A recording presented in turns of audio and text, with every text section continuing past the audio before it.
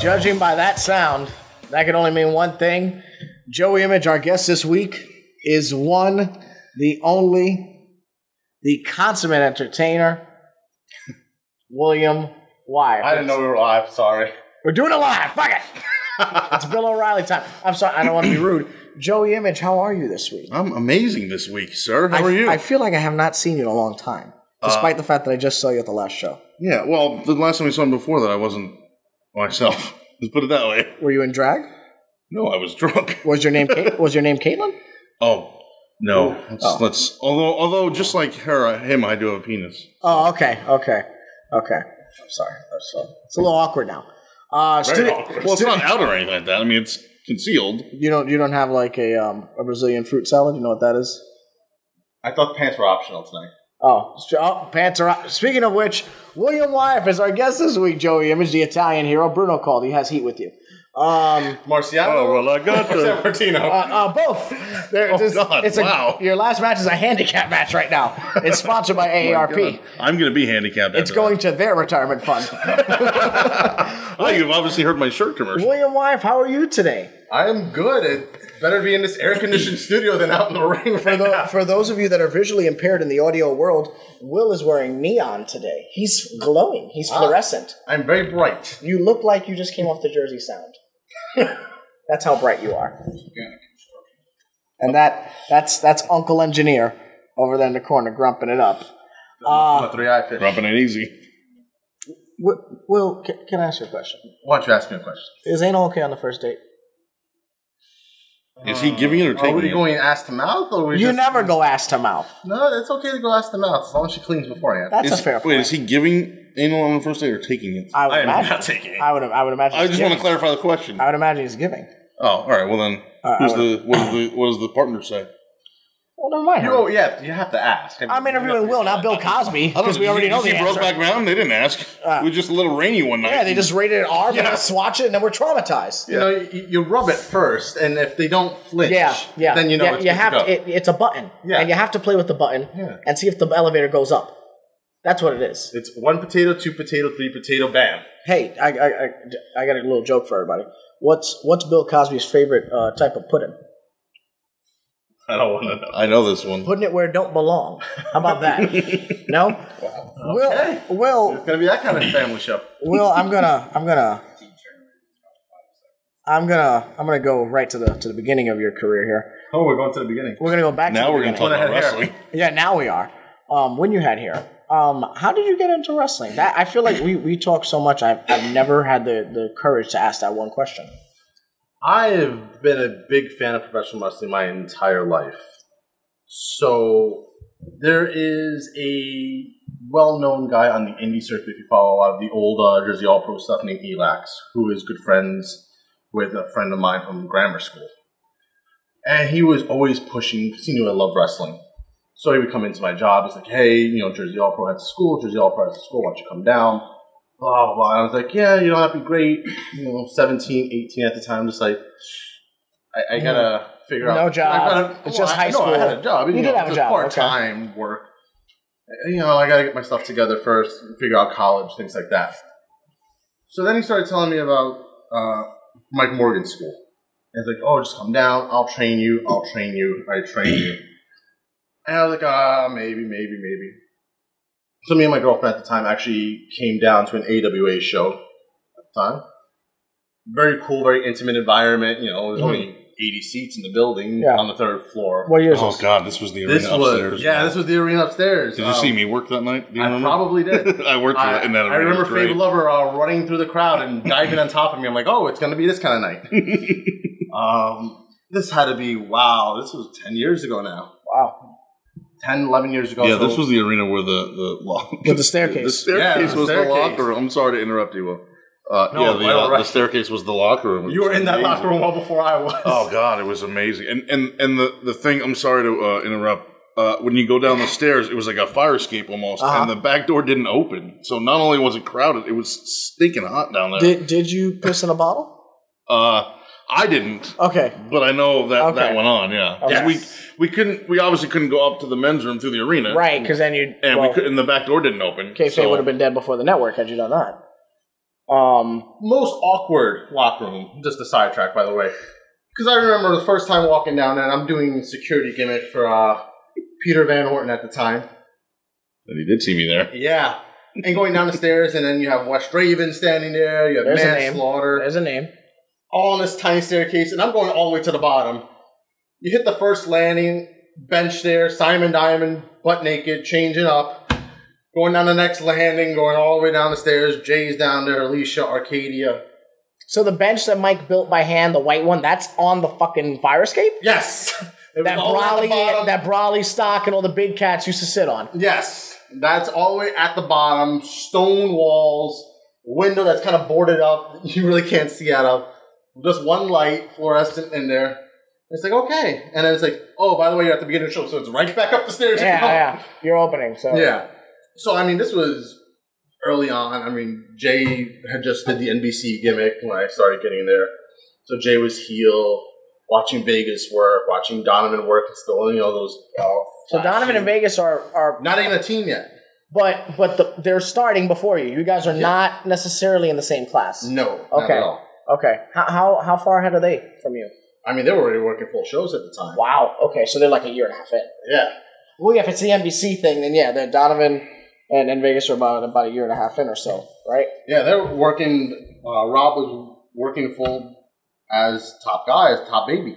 Okay. Watching Hardway wrestle, doing the bright yellow shorts. It was a different experience, and it was just before even Brian Brass came in. We still had Eric Cooper working the gimmicks, so it was like, okay, this is different. Coming in every week and watching the shows, paying $10. Didn't know Morgan was the guy who was serving me the burger. Didn't know he was the one running the company. Oh, much like me when I met him. Okay. Yeah. So after a while, me and Cha-Cha, who were an item at the time. Kayfabe item or? No, that was legit. We were living together. So there was, a while we were just like, okay, well, I always wanted to wrestle. And she started getting the idea and toying with it. And she's like, well, I want to ask. Like, go ahead, ask. I think Bobby V offered to train her at the time. When they were training, did he throw himself over the top rope? No. We'll get to that. And I love Bobby before he comes and kicks my ass. The South Bronx style. Oh, the engineer sound jokes? Yeah, the uncle engineer. She came in, asked a couple questions, told him to come by on a Saturday. We both came by. And the stickler, everyone had the idea of what was going on was she wanted to be in the business. I was the boyfriend who wanted to keep an eye on her. Okay, so like a they didn't realize I was the real Mark, and she was just following on. Okay. So, we sat, we talked with Mike, and Mike's first words were, the two of you, it ain't going to last if you guys decide to stay in this business. Okay. So, straight shoot from the beginning. Just, we talked about it. Said, okay, we're going to do it. Came in, signed up, and from there it was a lot of just, there wasn't the full class at the time. There was me and her, and then whoever else was coming to train. So really open ring was open ring, and we weren't allowed in open ring. So it's like a lot of chaining on the floor and trying to get rolls on the floor. And then, hey, it's going to be 9:45. Everyone's leaving. Okay, now you guys can get in the ring for 15 minutes and do bumps. And learn something. Yeah. Then we did bumps, and 2 weeks of just trying to get one bump right. So that's how we slowly started, and then Mike's like, okay, well, you really need to get the bump because on that show you're going to be Pete Security, along with Tiny and Marco and Eddie Escobar. Wow, there's a name I haven't heard in a while. Eddie Escobar. So we were the supplemental ring posts because that's all we did. We stood at the ring post and acted as security, did absolutely nothing, and then at the end of the night we'd get our asses kicked by the baby faces. Okay. And rinse, repeat every week. Okay. And that's how it went for quite a while. They slowly started dying out the PBO, owning an angle, stuff like that. So then it became Azrael and Jay doing an angle, and Jay was not there. Azrael was the champ. So Azrael wants to take on Jay's students. So my first match, after working Eric Cooper, actually, because he ran through Pete's security. So I think I got a backbreaker on him, and then I took a spine buster, and that was it. Okay. Azrael, I got at least a little more in. Got a couple shots in. Okay. Then the backbreaker. beat the crap out of me, beat the crap out of Tiny, beat the crap out of Eddie. And after that was the last time I was in the ring on a show on the top floor until we actually moved downstairs. Is that when William Wyeth is that when you came into your own? William Wyeth was still just Jay's student at the time, and William Wyeth actually did not form until after his first legit match. Okay. First show in the new Ace Arena. Second floor now. Second floor, we're downstairs. I think there was like a 4-hour show. There was a pre-show that was an hour and a half. Wow. Yeah. Funniest story was, my parents were like, oh my god, you're going to wrestle. They actually missed my match. How did that happen? They came after I was already out of the ring. Were they traffic? No, they're Puerto Rican. Oh, okay. You tell them 7:30, they got there by 7:45. Yeah, I'm sure. Yeah. Mike Morgan's already thinking about me when he hears some time issues. So it was Jay Lethal versus William Wyeth, but Will didn't actually have a name, so Will came out and... Were you player one? I was the student. Oh, wow. You took George Steele's old gimmick. Didn't even get a ring introduction. Okay. Had music. Came out to Marilyn Manson's cover of 5 to 1. Wow. Wait, so you just came out and walked to the ring, got in the ring with no intro? No intro, because we didn't have a name, and we couldn't come up with one by bell time. The wrestler. So, black compression shirt on, green Adidas pants with the green Adidas jacket I still have, wrestling sneakers on, and worked Jay. In the 10 minutes, he was like, I can't put you over. I'm like, I didn't think you would. Uh-huh. Small package. Okay. And it was just a lot of pre-show matches to get me warmed up. And the following week, completely made no sense booking-wise, because then it was ESK versus Jay Lethal and William Wyeth. Okay. Then we did a Sean Walker and William Wyeth tag match. And just kind of slowly started building up off the pre-shows after that. So, working Chris Rockwell, working Arcadia. Okay. And really just kind of supplement to enhance the other guys in the ring while also learning the craft. And getting a good base going as far as that went. And then it was like, oh, you're going over. It's like, okay, great. And I think the first win was over, Ariel, what's his gimmick name? Eric Alvarado. Okay. And it was just slowly after that. It's like, okay, well, now you're after intermission. So it was a lot of learning and still, getting into the school every week. And, at that time, the training had really become full-fledged at that point. Instead of, just getting in the ring, being there 5 days a week, getting when we can. It was, okay, Tuesdays and Thursdays, we're going to do this. And if you're here extra days, we'll go over extra stuff. Jay was a great trainer in that aspect of, hey, look, I didn't like the way you did that. So why don't you come in on Saturday? I got a show Saturday night, but we can do it in the morning. And kind of just worked around his schedule whenever we can get in and then just get extra work and just to... Get better. Or at least the fundamentals. So you're climbing the ladder both training-wise and on the card. Yes. At this point, are you developing the relationship with Mike Morgan at all that you have? And that's... William Wyeth's story has always been William Wyeth has heat. From the before I even had my first match, I had heat. Why is that? I could blame Cha-Cha, but I can't. Well, you conga lined her out of your apartment, so you can't blame Cha-Cha. Actually, I conga lined into her apartment. Oh, okay. She very vocal. Okay. Very Cuban. So obviously, I will defend my woman's honor at all times. Absolutely. So she, in her own way, she got on the shows earlier as manager before she started actually working. Great vocals, great timing, quick wit. She was a great heater to get other guys heat. But she also could get herself tons of heat. Okay. With the boys and whatnot. So it was PVO and that contingent there kind of felt us as students were overstepping when we say, hey, what if we did this? Or, hey, I can help with videos.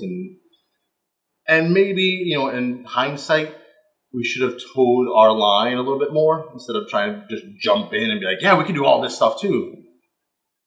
So that created some friction, let alone then they had their own issues with Mike Morgan trying to steal, partners and guys who were supplying help to him to run his business. So they fitted on their own.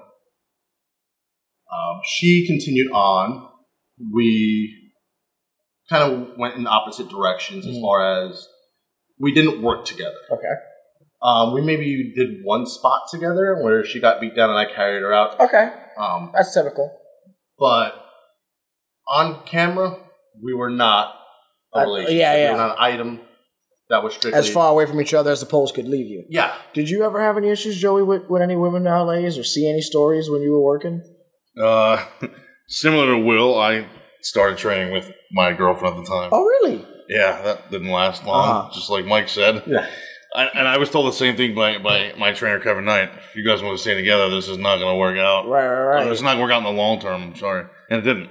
We ended up splitting up. She ended up getting herself a lot of heat on me. Okay. More than herself. Yeah, just because of stuff that she did and said, and I don't know. She would do like other outside shows out of the school and wherever else the other shows were booked. Are you saying she's a stripper? Because it sounds like that. No.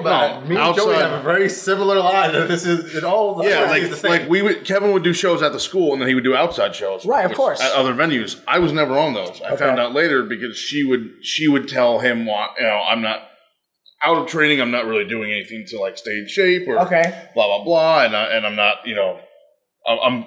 The word that I was told was that I was trying to dissuade her from continuing this because I didn't want her around the boys. Couldn't be further from the truth. Okay. I wanted her to be a part of everything.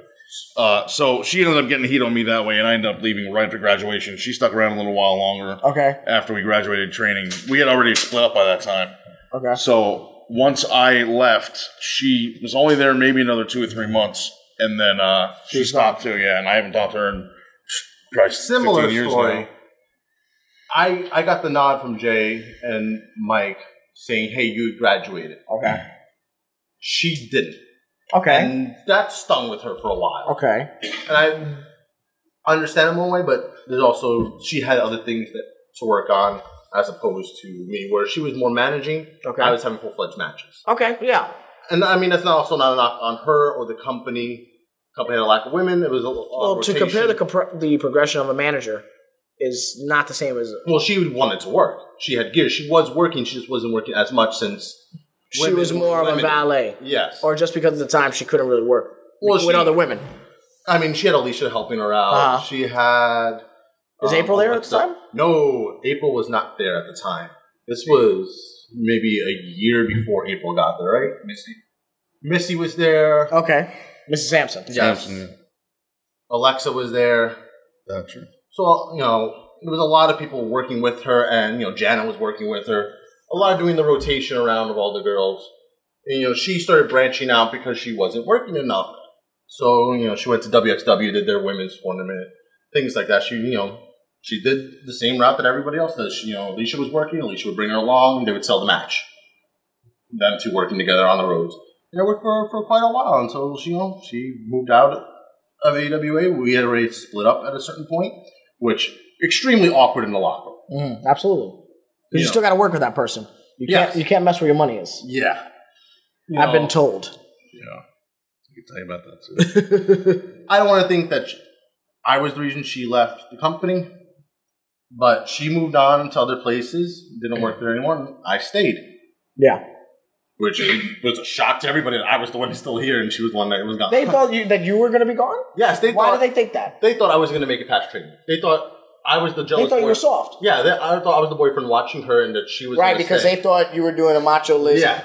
Shoot. Yeah. This is the exact opposite that happened with me. They were surprised that I took off and she stayed because they thought I was going to be the one that was staying there, right? Like to keep an eye on her. A lot of people. I'm sorry, not because you love the business, but because to keep an eye on her. But a lot of people didn't know that her and I split up because we didn't talk about it because we didn't want it to be awkward in the locker room for other people. It was already awkward enough for her and I. We didn't want it, so we didn't say anything. And then when people found out, I took off and she stayed, and they were like, "Wow, I thought you'd be the one to stay and not her." God. So how does this get you to the Mike Morgan the tightness?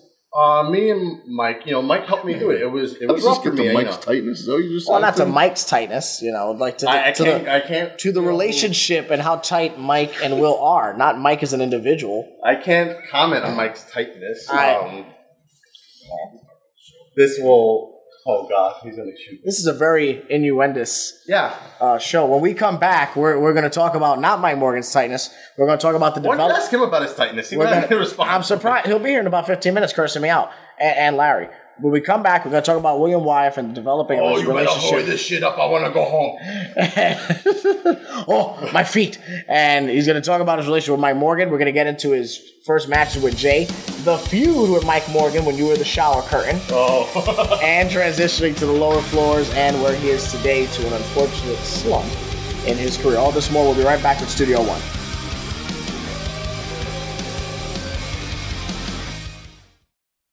Always want to be a professional wrestler? Then learn now. Do you want to be a wrestler, manager, commentator, or anything in the business? Then come join the Ace Pro Wrestling Academy. 67 Hathaway Street, Wallington, New Jersey.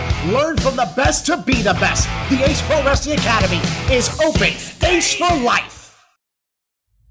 Wrestling fans, this is Joey Image, your Italian hero, and I am here to announce the grand opening of my brand new ProWrestlingTees.com t-shirt store. Check it out at ProWrestlingTees.com/JoeyImage. Every shirt, $20. Super affordable. You can skip your Starbucks drink for a day and buy a shirt, please. And all proceeds go to the Joey Image Retirement Fund. Again, ProWrestlingTees.com/JoeyImage. Thank you very much. Buy the shirt! Ace Nation, close out the summer with Anarchy. The next Supercard event, August the 8th at 67 Hathaway Street, Wallington, New Jersey at the Mike Morgan Jr. Arena. Superstars scheduled to appear include Vince Steele, Rob Vegas, Mike Donovan and Ricky Richards, Astro Morales, Stockade and star of Lucha Underground, Ricky Reyes. All this and more on August the 8th as Ace Pro Wrestling presents Anarchy. Purchase your tickets now at aceprowrestling.com.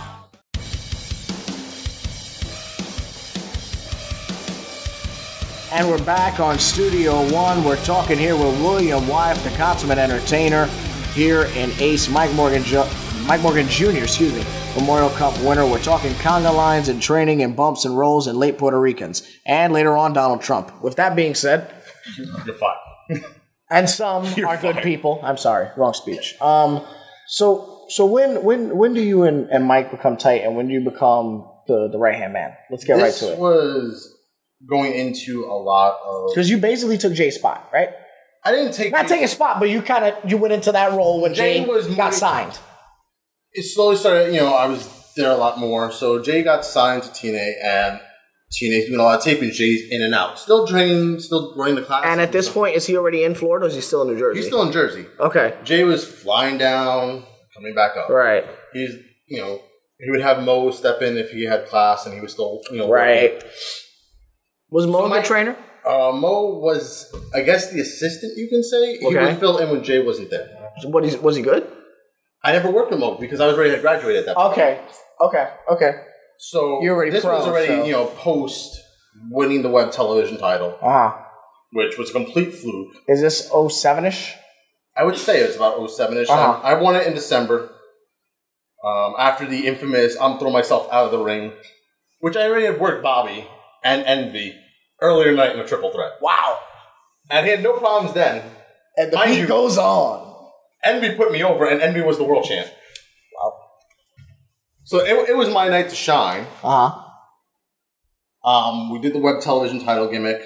I distinctly remember getting heat with Morgan's wife because I cut a post-match promo with Mike Lewis and accidentally slammed down the mic and hit Adrian with the microphone. I heard that story.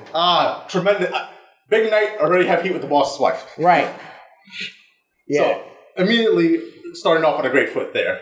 But Mike needed somebody to bounce ideas off of, and we were getting into more of the Hollywood angle. And I was always willing to do whatever needed to be done. To the point where, we did the gimmick. Well, it wasn't really a gimmick, it was a shoot when I got busted open.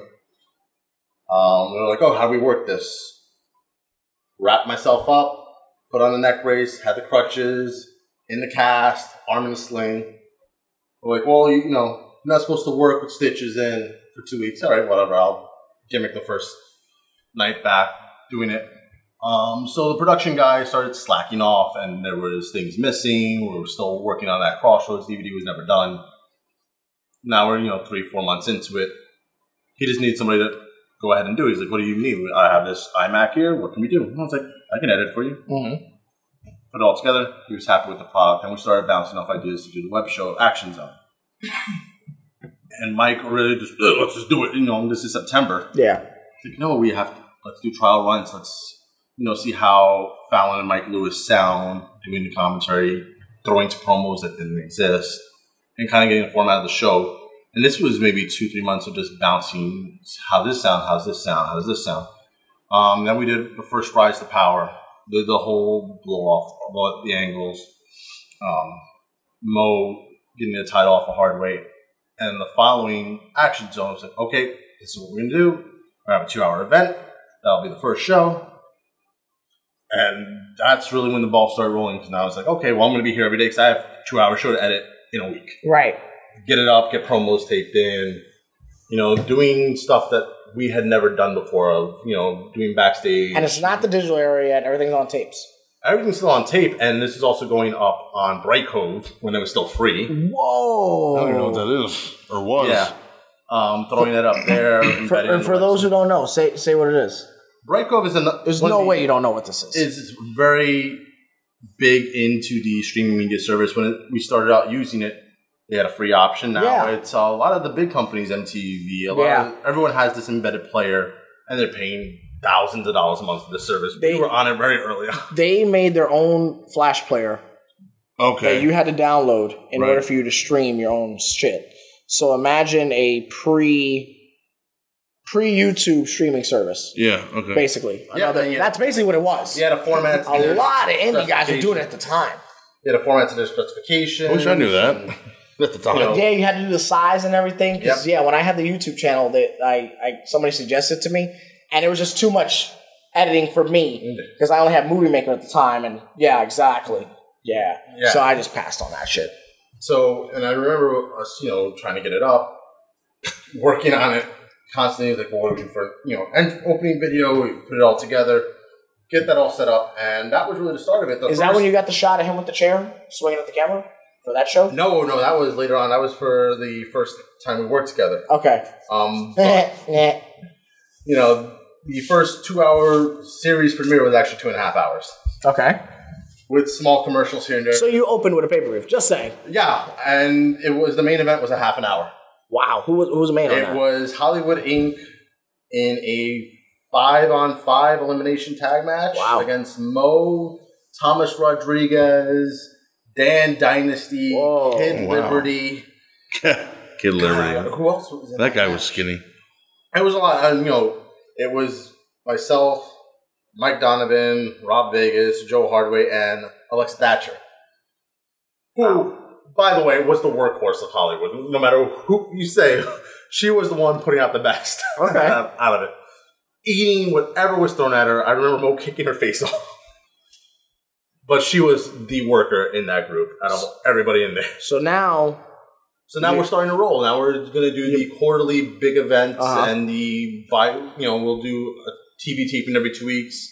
First half is week 1, second half week 2. You're playing the ideas. You're starting to get into early streaming services, the predecessors for the stuff we have now, for the stuff that we do now. You're working together. Now you're at the gym 5 to 7 days a week, mostly 7. Yeah. So when does the idea for the angle for you two to work come in? We had started toying around. This was post Crossroads 5. That's got to be 5 or 4. This was 4. Okay. This was the one in Montclair. We had just wrapped the angle of me wanting to kill comedy in wrestling, and that ended up working. Scotty Duhati. Hardway gets the title back. So a lot of things started changing. We gave the Garden State Gods, the real ones, Chris Rockwell and Mike Quest, tag belts. Quest is hurt. Rockwell is now without a partner. And Hollywood seemingly to get a little stale. Okay. So, Donovan, Rob have a little bit of working tension. So they want to disband. We're trying to revamp Hollywood, refresh the angle, not add more people to it, but now kick people out and start replacements and kind of change the pieces of where they are.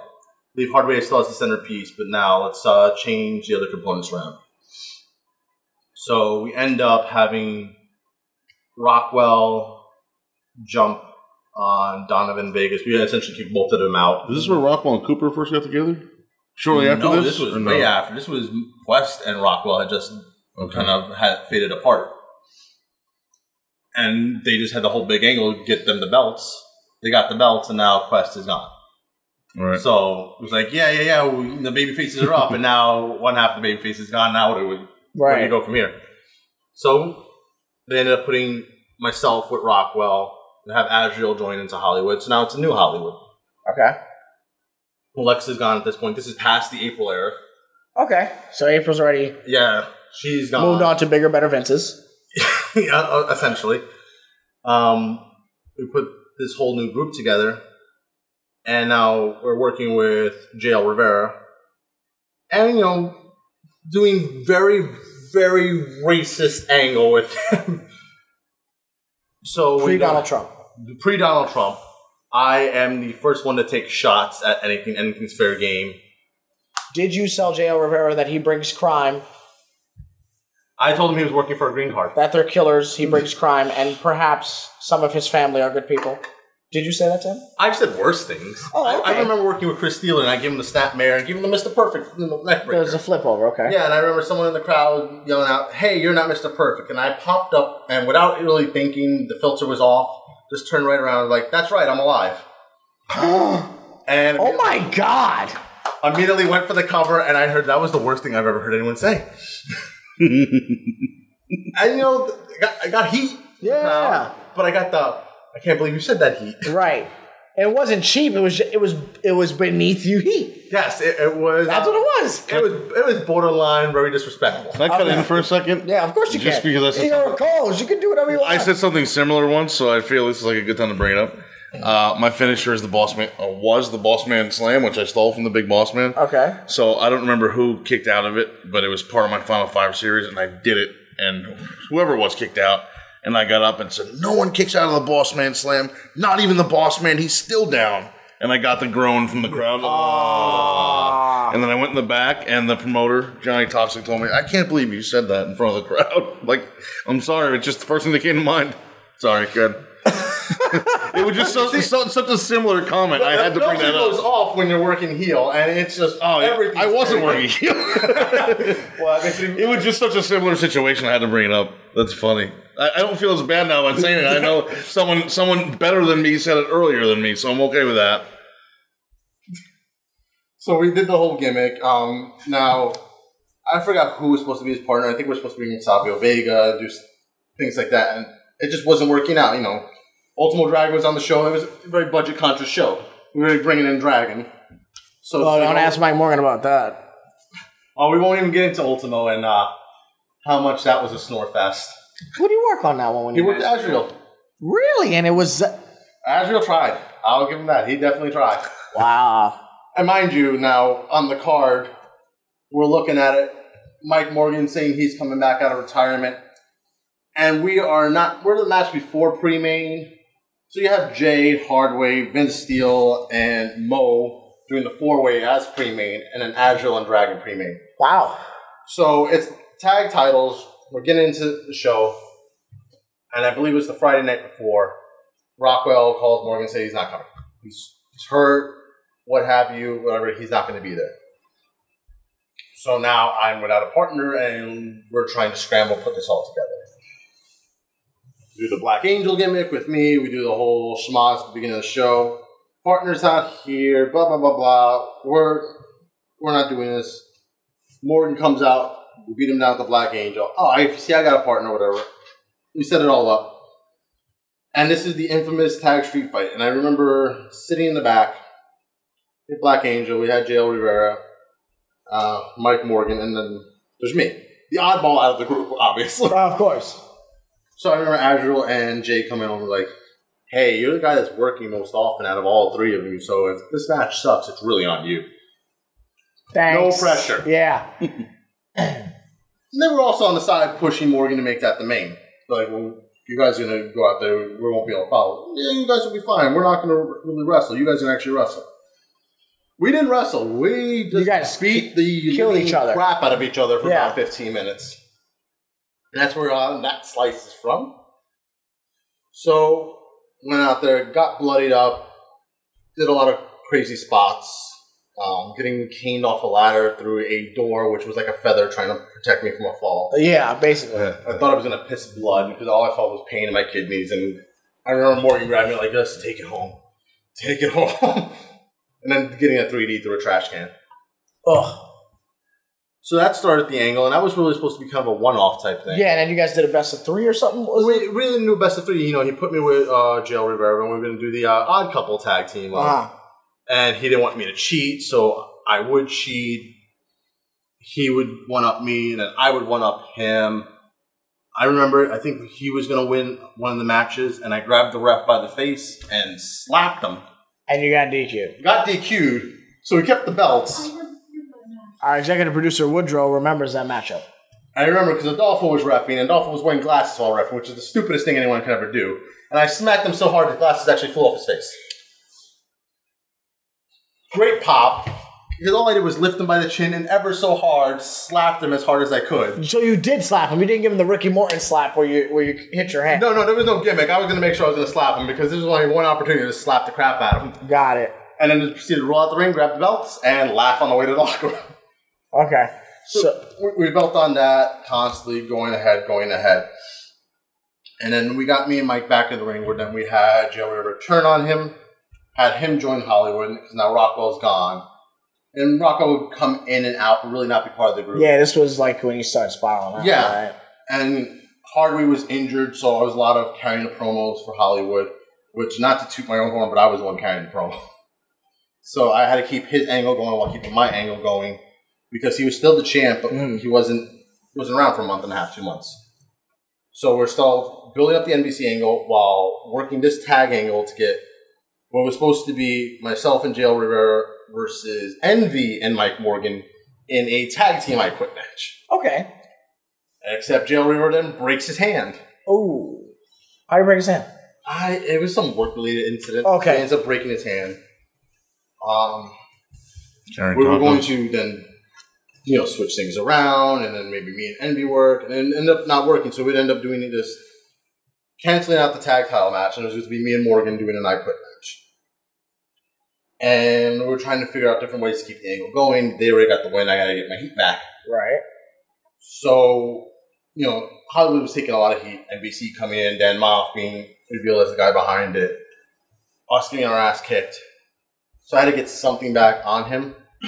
So that's when we brought his son into the angle. Holding the camera. We had somebody already backed up for him. Had his dad handcuffed in the corner. Making, screaming for him to quit or I'll kill him. Son comes, hits me from behind. No sell the shit out of it. Okay. And then proceeds to whale him in the gut with a sledgehammer. So now we have the family tension of Morgan on one side of the ring, handcuffed to the top rope. And he has to watch. And he has to watch me with the sledgehammer over his son. Which Jay brought up on the first episode. Microphone and say I quit or I'm going to crush your son's skull. Say it. Says I quit, and then proceeds to legit break the handcuff, so I'm powdering as quickly as I can out of the ring. George is on the outside, like, whoa, that's my godson, I can't watch this. What's going on? A lot of drama into that angle. Right. So now, ditch the sledgehammer. Morgan has the sledgehammer. Come out to the main. All Hollywood beating up on Moff. Morgan comes, sledgehammer, clears house. And then we tease that for months of him chasing me down with the sledgehammer, me not getting it back. Building towards the final match in this, what wasn't supposed to be a best of 3. It was supposed to be a one-off. Now it became this whole huge angle that went 3 matches over 9 months. Okay. Coming out, last match before Crossroads. William Wyeth gets his first title shot. Okay. Against Dan Moff. All was a schmoz. We're all beating up on him. Sean Walker and Dover come out so we can tie into Diamond Division angle with Mike Donovan. Morgan comes out, beat everybody down. I get my sledgehammer back. Nice. We're going into Crossroads. I got my weapon of choice back. He's beaten down. his promo on me is he's going to carve name Morgan into my head, which I'll never forget. It's the quickest promo I ever heard. Well, I do this 10-minute diatribe of everything that's ever gone wrong with me and Ace. Okay. How he screwed me out of my title. He's always held me down. Everyone in this company is against me. The biggest violin I can play. Okay. So we come out. The white and black gear that I've only wore once. So black jeans, white shirt, white elbow pad on one side with the black wrist tape, white wrist tape on the other side with the black elbow pad. Did you do that, the inverted color gimmick with your gear? No, I always wore black if I was a heel and white if I was a baby. Really? You never did a blue if you were a baby? Occasionally I did blue, but if I was heel. Blue's my favorite color, so I had blue in my gear, and I wore the same gear. Oh, okay. So I had my colors were black, blue, and silver. Okay. So I wore any combination of white, black, and blue. And, that's what we're doing, your anti-drug gimmick. So, come out, sledgehammer, big, raw, yeah. Morgan comes out, hey, you got nothing. We're going to go to Texas Death. You got nothing with you. And then he pulls out the barbed wire bat. So now everything's a little bit even. Okay. And we proceed to have 30 minutes of just beating the living crap out of each other. And I remember distinctly the first spot, we, right at ringside, get Morgan down, go for the cover, and it's 1, 2. And I know everyone picks on Shady Torres for not counting 3. We have the ref, Big Jose. Okay. 1, 2, kick out. There was no kick out. Oh, wow. We had to explain to him during the match rules of a Texas Death match. Okay. Which we probably should have done beforehand. So you're going with the whole count to 10 gimmick? The sudden death? 10 falls and then old count to death. Yeah. Got it. I remember him grabbing a Coke can and smacking me in the face with it. Had the weightlifter belt gimmick on, working on with it, him choking me with it. We tried to pull off the Benoit Jericho dive with chair shot. Oh, wow. Idea was better than what it actually came out with because he threw that chair at me and I fell through the ropes like a sack of shit. So you just hit the chair on point? Oh, I hit the chair on point, but my legs weren't even out of the ring. So I proceeded then full more over. Like Michaels and H at Meadows. Okay. And then smack my face on the ring apron on the way falling down. So you're easily the most hated guy on the Indies. You're definitely the most hated guy in Ace. Mm-hmm. Now we fast forward later, unfortunately, Sixth Street has shut down. Real quickly, what was that for you? What was the news? What was that for you as the locker room leader, which without question at that time you definitely are? What's that like when the building shuts down for you? I put a lot of hard work, blood, sweat, and tears in that place. When we went down to the second floor, it was there on the weekends. We're painting with Mike and like, oh, it's going to be great. And just working on little things. And, Crossroads 4, spending 22 hours in the building to make sure the opening video was done right. And everything was the way Mike wanted it. And, a lot of time was spent in that building. Moving over to the next one. Getting on a scaffold and then on top of a ladder, spray painting the building, get that black everywhere.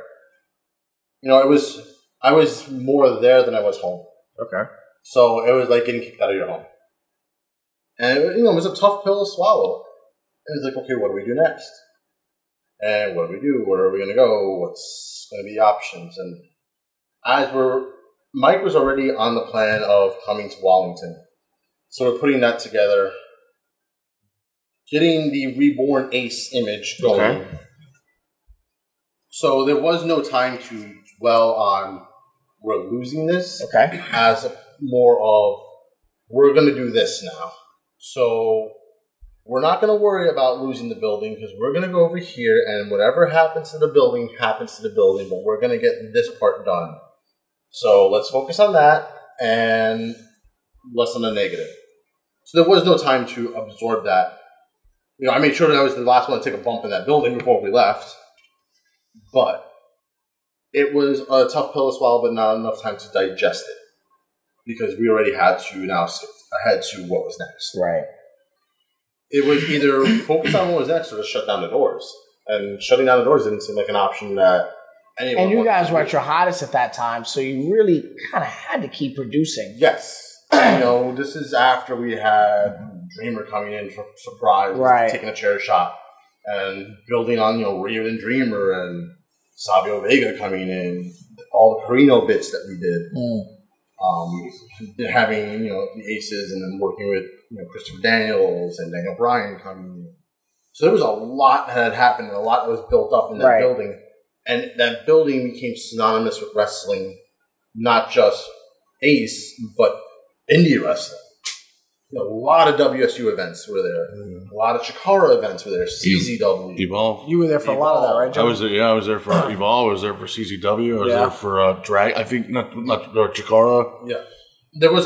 It became on par with the ECW arena. Yes. Yeah, absolutely. I don't care what anyone says. That's what I liked about it. When Mike first opened the basement, I was still working there at the time, or working here at the time. And that was the first thing I sent to him was like, man, this reminds me of the ECW arena. It's cozy and small, and it looks great on video. Yeah. And it was just beautiful. I thought it was great. And it was to that point where the building itself was more elevated than the company that started the building. Okay. So at a point that was, two separate businesses, right? There was Ace and then there was the Ace Arena. And essentially as two separate entities. Right. So losing that entity hurt not just Ace, but hurt the wrestling business. There was a time where it meant something prestigious to run a show in that building. Yeah. Even though you're paying rent and technically anybody could do it, it still meant something that it was at the Ace Arena. Yeah. And when the building closed, when that arena closed down, I was trying to get back in here at the time, and I had a talk with Mike, and Mike was like, "My roster's jam packed, but Ref Jose is starting to do something. He wants to do something, and he's going to do it in that building. It'll be on the off days where we don't have shows." So I ended up working for Jose in that building, and that's the last. That was the last you did. Yeah, that was the last I did in that building too. Jose was running JWE. You want to be a pro wrestler, referee, manager, there's one place to go. That is Ace Pro Wrestling Training Academy, located at 67 Hathaway Street in Wallington, New Jersey. Learn from the best in Ace Pro Wrestling. For more information, visit aceprowrestling.com. Hello, ladies and gentlemen. This is John Harder wanting you to tune in to the Hardway HQ Podcasting Network, courtesy of the johnharder.com. Enjoy such podcasts as the Hardway Podcast, Nick and John Live New Jersey, and the Hardcore BF Podcast. Skits, segments, Nick and News, even a Stu Hart appearance like you showed us. Check out the Hardway HQ Podcasting Network via the johnharder.com and through iTunes, SoundCloud, and Stitcher. Ace Nation, close out the summer with Anarchy. The next Supercard event, August the 8th at 67 Hathaway Street, Wallington, New Jersey at the Mike Morgan Jr. Arena. Superstars scheduled to appear include Vince Steele, Rob Vegas, Mike Donovan and Ricky Richards, Astro Morales, Stockade and star of Lucha Underground, Ricky Reyes. All this and more on August the 8th as Ace Pro Wrestling presents Anarchy. Purchase your tickets now at aceprowrestling.com.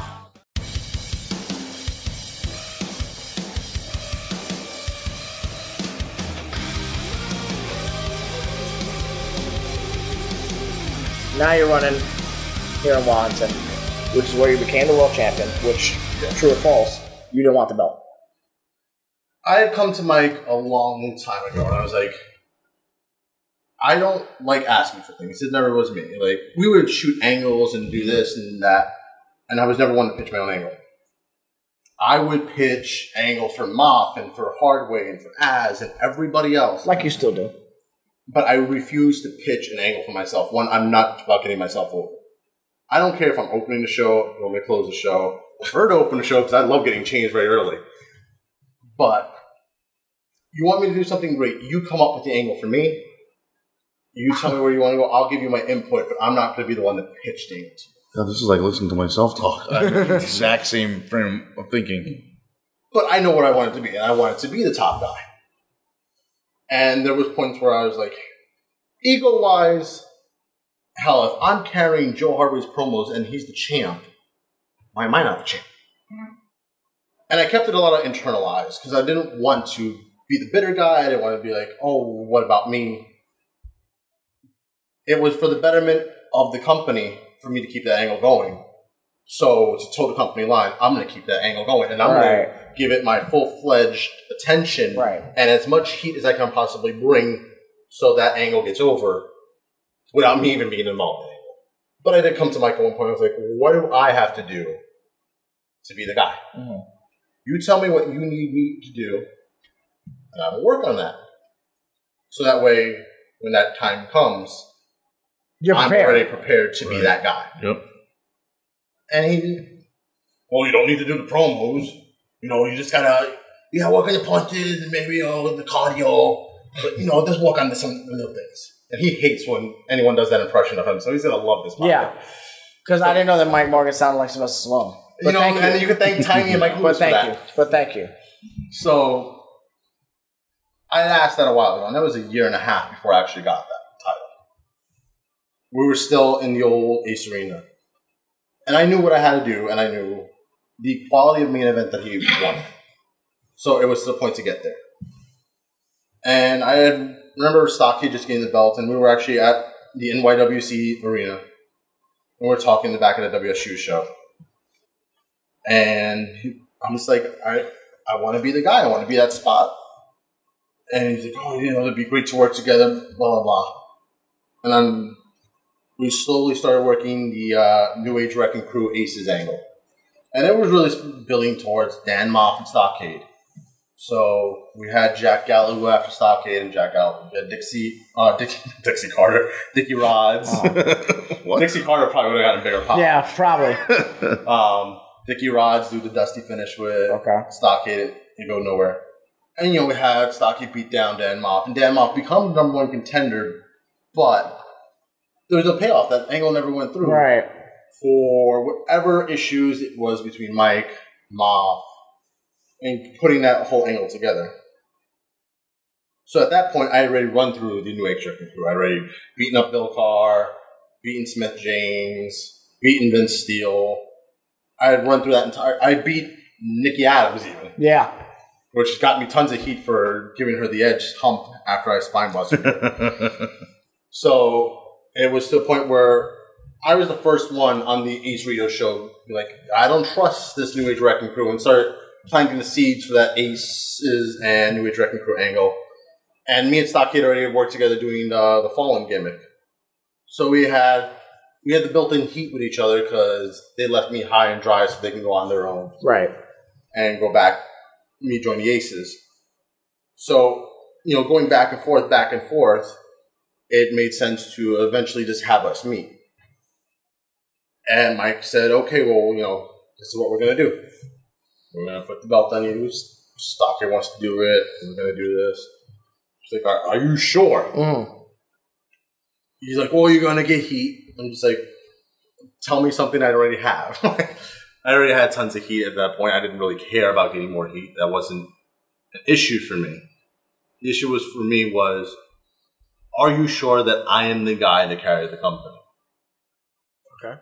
And it wasn't me as a knock on myself. It was to make sure that I was going to give him what he wanted. I will try to custom tailor whatever the promoter wants and give them that in the ring. Mm-hmm. But I'm not the high flyer. I'm not, never been the 60-minute man like Flair is. Okay. But I will give you a show, and I will give you the best show I possibly can. It's a lot of pressure to go ahead and be that guy. And be that guy when everyone's telling you cannot be that guy, you shouldn't be that guy, and you'll never be that guy. So here's the one guy saying, you're going to be that guy. And it was an off show, December, Worlds Collide. Wasn't the greatest draw in the world. And me and Stockade just kind of rammed heads in promos, just spewing at each other. A lot like what me and Chris Caden did. It was just very headstrong and I'm going to kill you. No, I'm going to kill you. We'll do Texas Death. I'll do whatever you like. And I remember distinctly, which probably gave a little bit much away. I was like, well, if I can't beat him, then what point do I have to keep going here? Right. I already had been here 7 years at that point. Had one world title shot. Right. If I can't be the world champion, then what's the point of still being here? Right. Went, did the whole schmaz. I thought it went over very well. And now I'm the world champion, and now, all pressure's on me. And did it rub a lot of people the wrong way? Of course it did. Did I care? No. Because I'm not there to impress the boys or get the boys' approval on this. There's one guy that's running the show. And that's the guy you got to impress. And that's the only guy I got to impress. And as long as we're still drawing, and it's not, one fan in the offense in the crowd, then I'm doing my job. Now, I thought I drew fairly well. Absolutely. Now, it's no secret you were very close to Mike Morgan Jr. Yes. And the entire family. Everyone suffered after Mikey's accident, where he passed away, and that was a tough time for everyone in the Ace family. You went out at Hero Celebration for the Mike Morgan Jr. Memorial Cup and led the roster to ringside. And later in the evening, we did the Mike Morgan Jr. Memorial Cup Battle Royal, which was with 20-plus guys. That was a 30-man. 30-man, right? Yeah. With the cameos. We filled it. We put it to 30. Yeah. We wanted it to be a Rumble, a thing. Because it was February and we were coming off the thing. And you won. And as a fan, as a friend, as a family member, and I wasn't lead, but that was the most emotional thing I ever called. And then I wasn't even, it was, since I've started commentating here, it was the realest thing I ever put my voice on. I try to add a lot of realism to the stuff I do here. I feel like that's the, podcasts like these, I tend to do gimmick, and it's more to preserve kayfabe. A lot of people say kayfabe is dead, which at certain points I can agree with.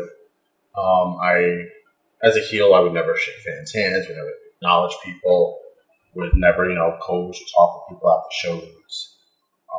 Came in, did my job. People try to say, "Hey, Will, you did great tonight."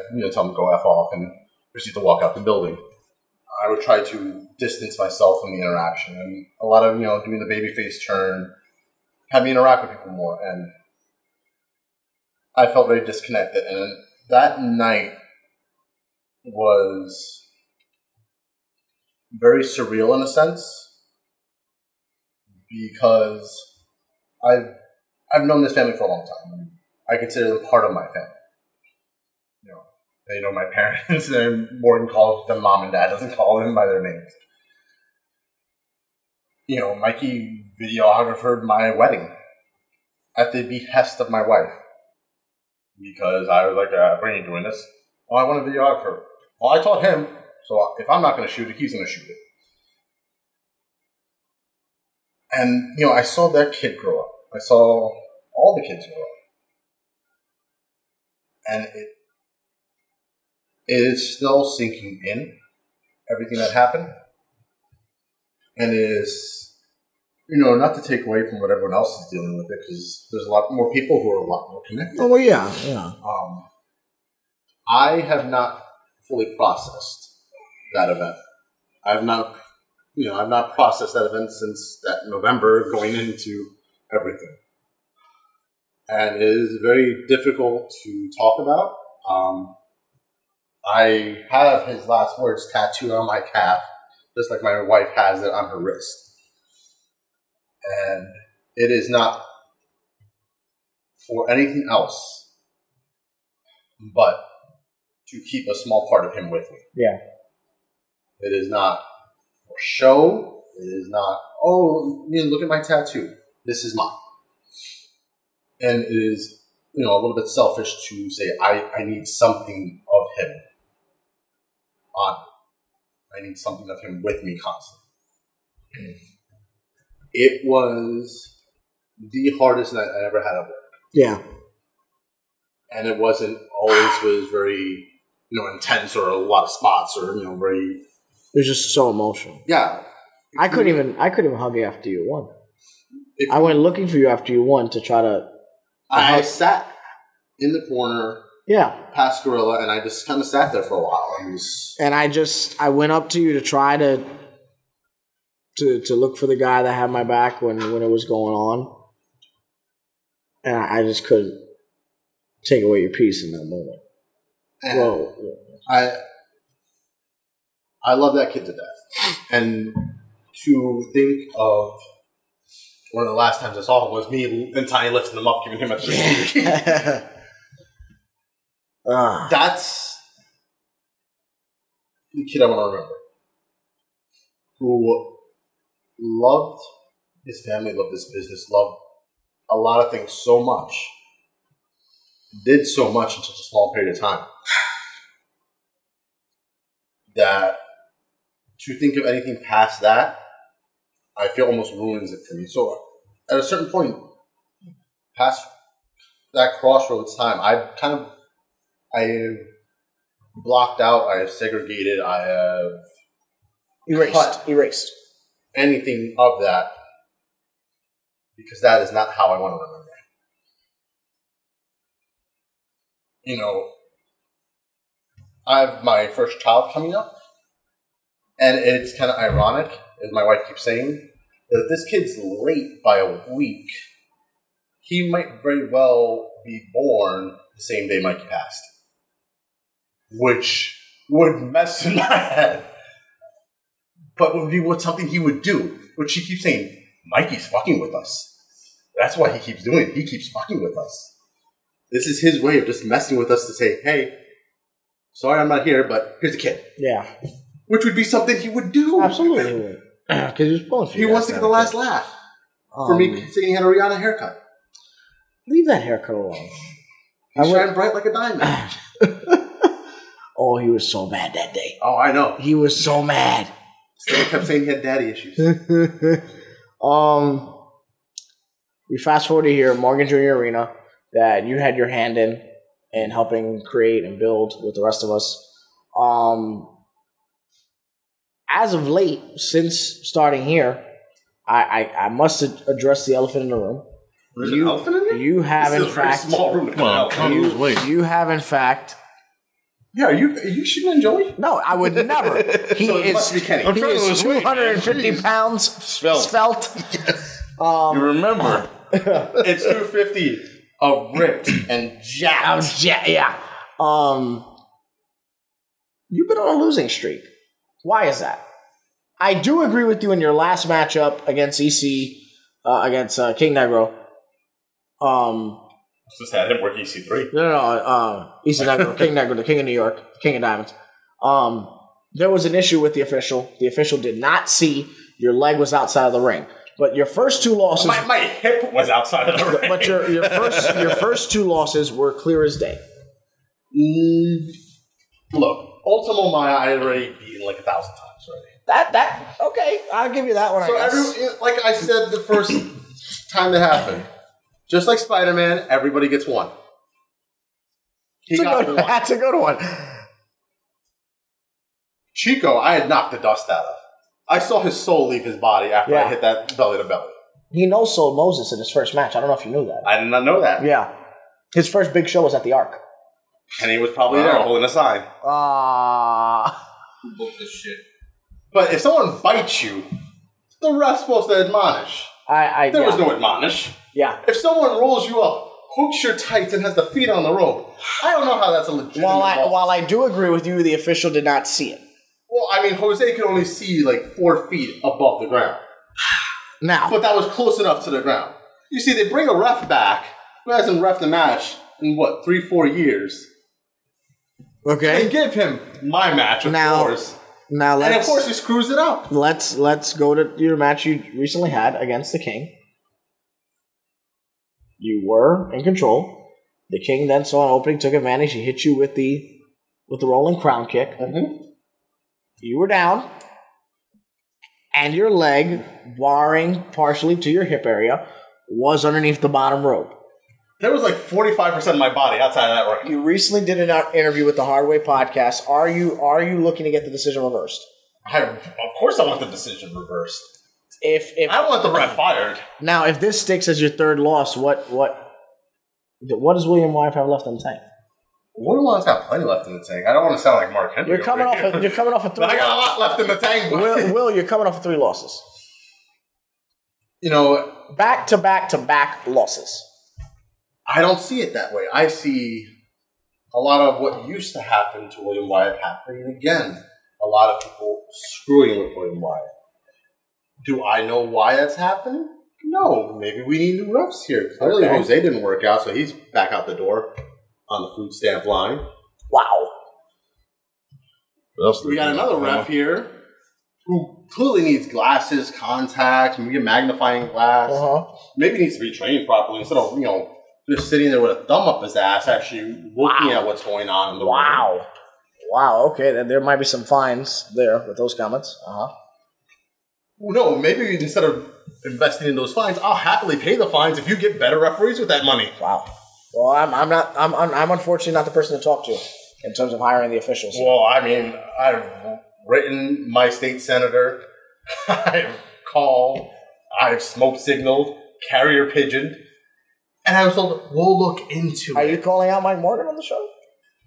I'm calling out whoever's booking the refs. It happens to be Mike Morgan. So the issue's the refs, not the talent. I'm a former 2-time champion who actually never gotten a rematch for either one of his title losses. All right. Lost the web television title, never got a rematch for that. That's been some years ago. The title is no longer in existence. Well, let's talk about the tag titles that I never got a rematch for. That I actually never lost. However, I've actually never lost the tag titles every time it got taken away from me. You are no longer a tag competitor. All I'm saying is there is a systematic pattern that seems to keep going on here. So, we're going to change gears. Okay. Was there a business card handed to me by a rather unsavory fellow? Yes. Well, let's address it. Mike Lewis handed you a business card following your loss to J.L. Chico, the living legend. The first Mr. Wonderful. The first Mr. Wonderful. Just ask him about it. He'll tell you. And by one, it was the I. Roman numeral. Yeah, the Roman numeral I. What's that about, man? You know Mike Lewis a long time. I've known Mike Lewis a long time. Mike Lewis was one of the first people to actually greet me when I walked in the door of this company. Do me and Mike Lewis see eye to eye? Sometimes we do, sometimes we don't. Do I think that is the best business decision? I've explored the option. After Heat Wave, it kind of put a little damper on that because I no longer have said business card since Tiny Johnson ripped it up on me. Are you saying that you were considering to offer that further? That you're upset you don't have the contact information? I'm not saying I'm upset. I'm just saying I no longer have the contact information. But I was presented a better offer. Okay. A counter offer, if you will. Okay. Almost like they're bidding for my services. But Tiny Johnson, who... You're a whore, sir. Yeah, basically. A whore for the highest bidder. I'm with you. I'd rather be a call girl than a streetwalker. I know that. I don't like walking, so there you calling go. is better. There you go. Text girl. So there's nothing to worry about for William Wyeth, and you will continue to produce quality 5-star consummate entertainer matches. And you're saying that you're going to pick up a win at the next show. Well, me and Tiny had talked about forming a team, which last time we teamed together was Crossroads, and I think we did pretty well. Absolutely, you did. We teamed together before at the Wallington baseball field. Yes. And proceeded to beat the living crap out of Stockade and then steal. Yes. So I think there is some chemistry there. And there's something we could explore. Tag division is wide open right now. Okay. And maybe just to pick the ball back up rolling, this is the route to go. All right. Well, you heard it here from William Wyeth first. Joey Image, thank you as always for being my co-host. William Wyeth. Such a nice co-host, too. He's amazing. Unlike the actual host. I try. You're Jay Leno to his Conan O'Brien. Do I look like I collect cars? I barely fit in them. What's wrong with you? Maybe a Tonka truck. I got driven here in a bicycle basket. That was my Uber. Did you fly across the front of the moon? Nobody asked you to speak. With that being said, I'm signing off. You are really the Andy Richter of the show. I'm signing off right now. I'm signing off right now. Maybe the Ed McMahon. I'm sorry. Oh my God. Hi-oh. Yeah. Jay Leno's chin is bigger than he is tall. Jay Leno steals people's jobs, damn it. He does. Yeah. It's a true story. You're no James Corden either. I don't want to be that fat British dude. Yeah. You love karaoke. I love Craig Ferguson. I love that Bring fucker. back Ferguson. With that being said, one more time, Joey Image. Yes, good night, 250 pounds, chiseled, svelte. William Wyeth. Much 241. 241. Chiseled out of Stay Puft. Cheyenne Ortiz, medium husky or a 4T. All right, we'll see you next time. If you say it, you're going to say it in Studio One.